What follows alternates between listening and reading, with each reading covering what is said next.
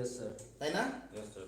আচ্ছা, তো মুছে দেবো ডেফিনিশন? হ্যাঁ স্যার মুছে দেন। ওকে, এবার তুমি আসো দ্য ডিফারেন্স বিটুইন মল্টেন, না এবার আমরা আসি যে ইলেকট্রোলাইসিসে কি হয়।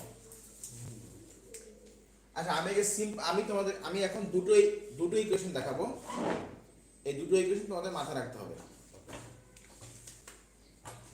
ধরো এ না x is an ion, এটা একটা ion which may be plus or which may be minus.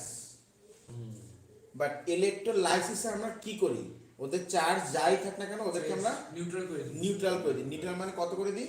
Zero. Zero করে দিই। গুড, ওদেরকে আমরা জিরো করে দিব। জিরো লেখা লাগে না, লাগে না। তবুও ফর সিম্পলিসিটি আমি লিখলাম আর কি। Yes.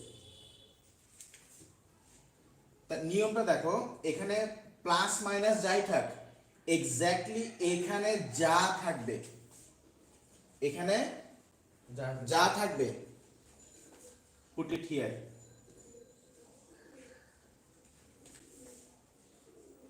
ঠিক আছে, সাইড চেঞ্জ করে along with electrons।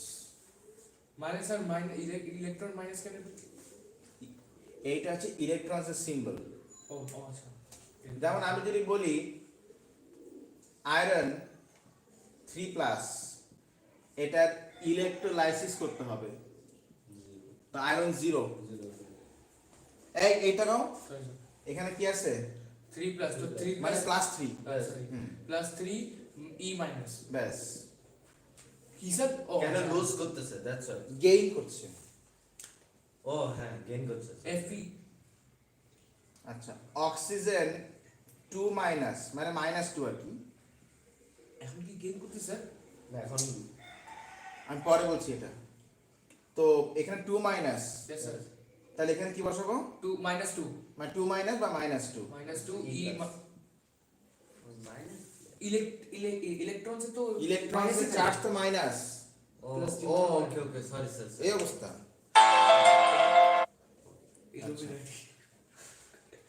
ঠিক আছে, তো এই হচ্ছে ইলেকট্রোলাইসিসের ইন জেনারেল ইকুয়েশন। ঠিক আছে, তাহলে এটা মাথায় রাখলে you can write equations for all electrolysis. শুধু একটা ইকুয়েশন তোমাকে মেমোরাইজ করতে হবে।